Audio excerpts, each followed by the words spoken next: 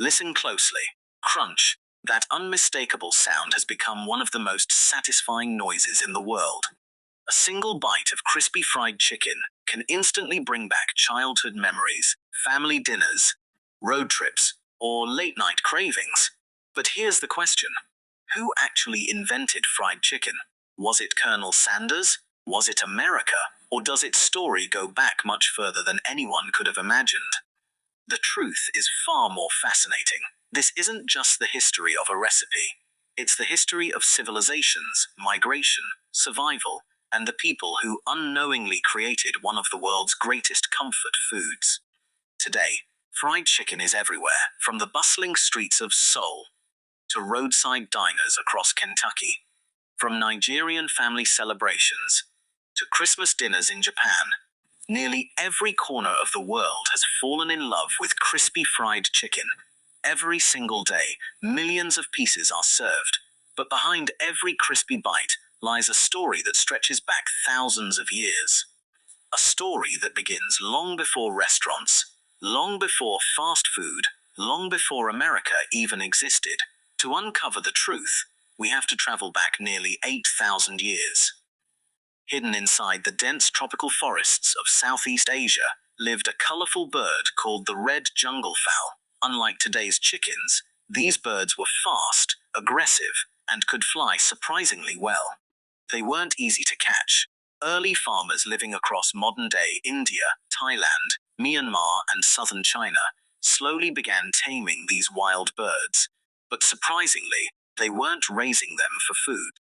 Instead, roosters symbolized courage, strength, and good fortune. Many villages held rooster fighting competitions. Some cultures believed these birds carried spiritual power. Owning one was considered a sign of wealth and prestige. Generation after generation, humans selectively bred these birds until they became calmer, larger, and easier to keep, without realizing it. They had just begun one of humanity's greatest agricultural revolutions. The modern chicken had been born. As civilizations expanded, chickens traveled alongside merchants and explorers. Trade routes carried them west into Persia, then Egypt, then Greece. Eventually reaching the mighty Roman Empire, every civilization discovered something different about them. Some valued their eggs.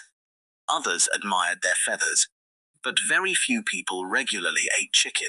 The reason was simple. A healthy hen produced eggs almost every day. Killing it meant losing a valuable source of food. So chicken became a luxury. Families saved it for weddings, religious festivals, royal feasts, or special celebrations. Every part of the bird was carefully used. Nothing was wasted. Because food wasn't simply food, it was survival. Meanwhile, Roman chefs transformed cooking into an art. Their kitchens experimented with olive oil, wine, herbs, vinegar, garlic, and imported spices from across their empire. Some recipes even suggested coating meat before cooking to create better texture. Not fried chicken. Not yet. But humanity had discovered something important. People loved crispy food. The perfect crunch made ordinary meals unforgettable. Still, one essential technique was missing, and that missing piece was quietly developing thousands of miles away. Across West Africa, talented cooks had mastered frying food centuries before it became common elsewhere. Using palm oil and animal fats, they fried fish, vegetables, plantains, duck, and eventually poultry. These cooks understood something extraordinary. If the oil wasn't hot enough, food became greasy. If it became too hot, everything burned instantly. But when the temperature was exactly right, magic happened. The outside became beautifully crisp. The inside stayed juicy and tender. There were no thermometers, no recipe books. Only experience passed from one generation to the next. That knowledge would eventually change history forever. Before we continue, here's something amazing. Every meal has a story, and most of those stories have been forgotten by history. If you're enjoying uncovering these hidden food secrets, take just 1 second to hit the like button and subscribe. It helps us bring more incredible stories like this to life. Now, Let's return to the moment that changed fried chicken forever. While African cooks perfected frying, another tradition was quietly taking shape in Scotland. Life there wasn't easy. Long winters, limited ingredients, simple kitchens. Scottish families often coated chicken with flour before frying it in rendered animal fat. Unlike today's recipes, they used almost no spices, usually only salt, sometimes black pepper. Their goal wasn't creating luxury food, it was making simple ingredients taste better. The flour coating protected the meat and created a light, crispy crust. It was another important piece of the puzzle.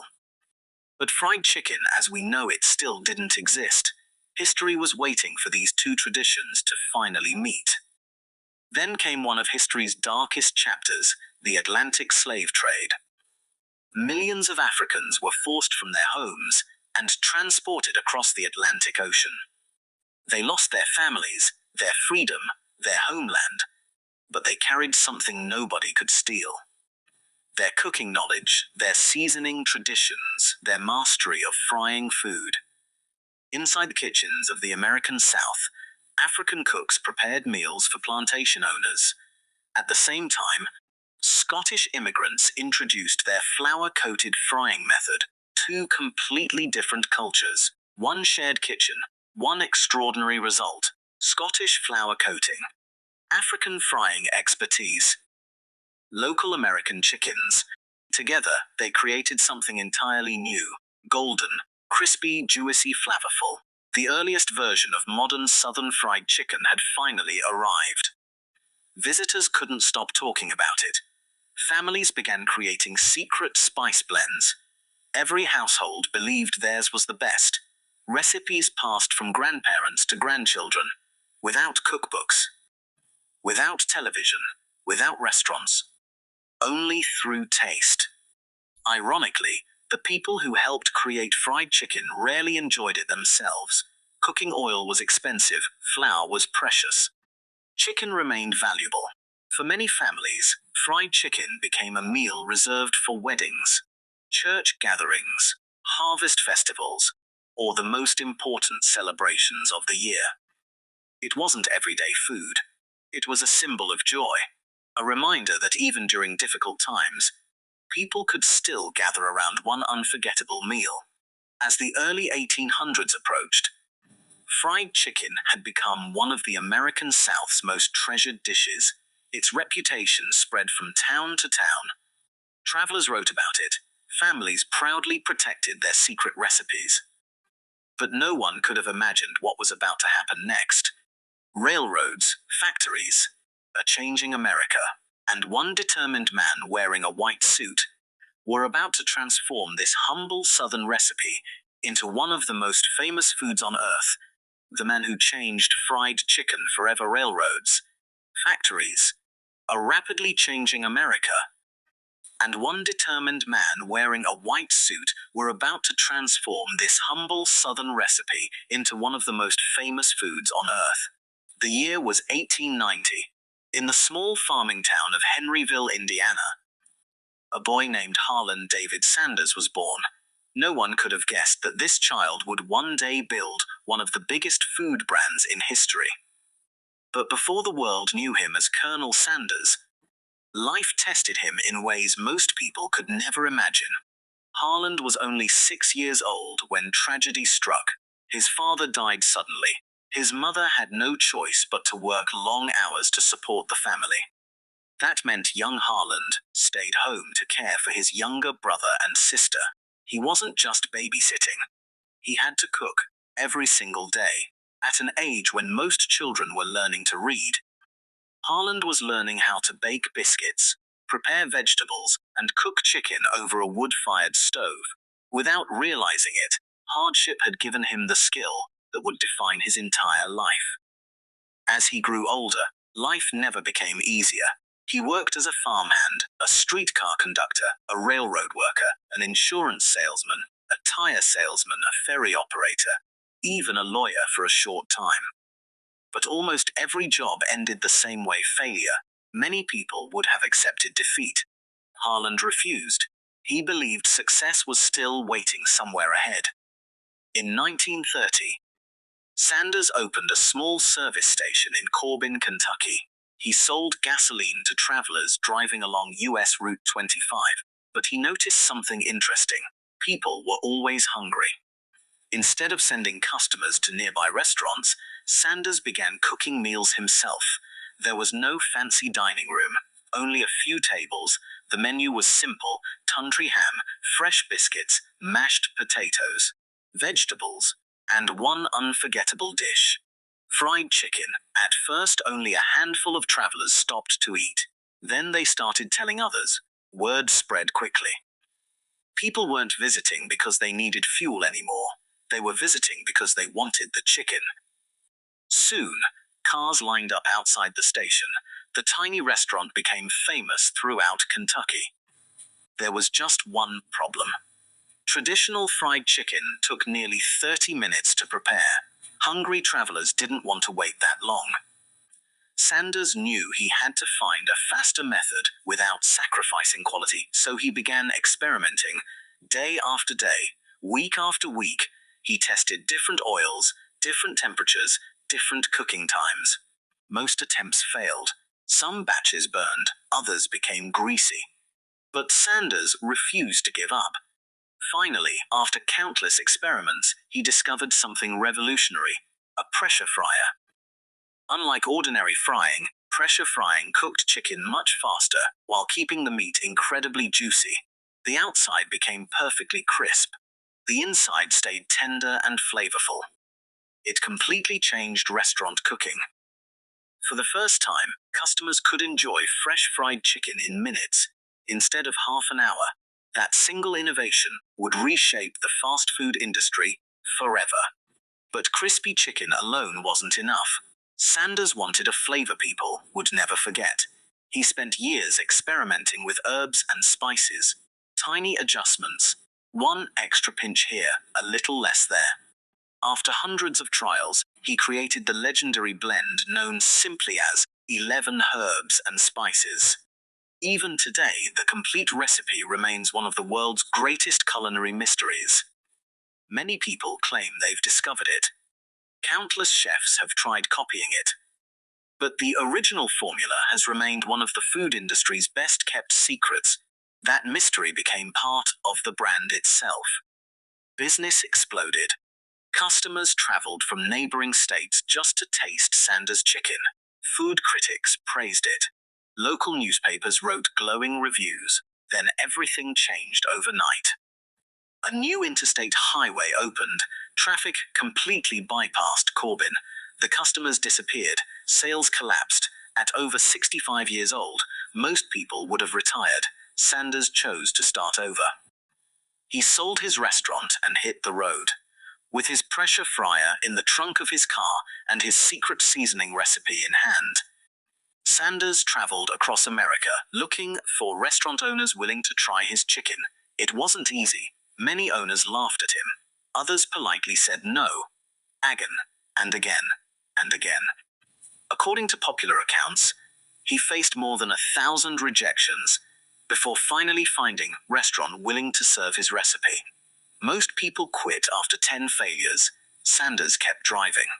Sleeping in his car, knocking on another door, cooking another batch of chicken, hoping the next owner would believe in him. Eventually, someone did, then another. And another. His idea of licensing the recipe for a small royalty on every chicken sold proved brilliant. Within just a few years, hundreds of restaurants were serving Kentucky Fried Chicken. The smiling man in the white suit became a national icon. The bucket of fried chicken became instantly recognizable. What had started as a roadside meal was now becoming one of the biggest food businesses in history. But the most unbelievable chapter was still ahead. Because once Kentucky Fried Chicken crossed America's borders, the world didn't just copy it, it reinvented it. Japan would make fried chicken a Christmas tradition. South Korea would perfect an even crispier version. And dozens of countries would create their own unique styles, proving that a simple Southern recipe had truly become a global language. Once Kentucky Fried Chicken crossed America's borders, The world didn't just copy it, it reinvented it. By the late 1960s, Kentucky Fried Chicken was expanding far beyond the United States. Most people expected it to remain an American favorite. They were wrong. Country after country welcomed fried chicken. But instead of simply copying the original recipe, each culture added its own traditions, flavors, and identity without anyone realizing it. Fried chicken was becoming a global language. One of the most unbelievable chapters began in Japan. In the early 1970s, fried chicken was still relatively unfamiliar there. Christmas wasn't a major holiday in Japan, and roast turkey, the traditional Christmas meal in many Western countries, was almost impossible to find. Then came a brilliant marketing idea. KFC launched a campaign encouraging families to celebrate Christmas with fried chicken. The slogan was simple: Kentucky for Christmas. What started as an advertisement soon became a national tradition. Families began placing Christmas orders weeks in advance. Some restaurants still receive reservations months before December 25th.